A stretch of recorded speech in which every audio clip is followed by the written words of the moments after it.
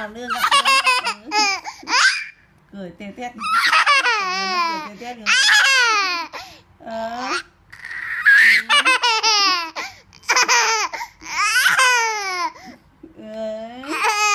đứa nào gặm dây trời ơi gặm ướt hết rồi gặm ướt dây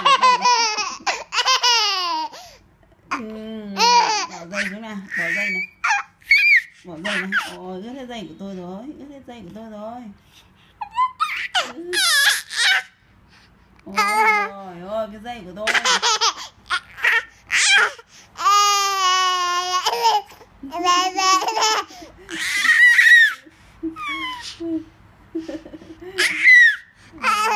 Gặm ướt hết dây của tôi. Gặm ướt hết dây của tôi. Nó gặm ướt hết dây của tôi.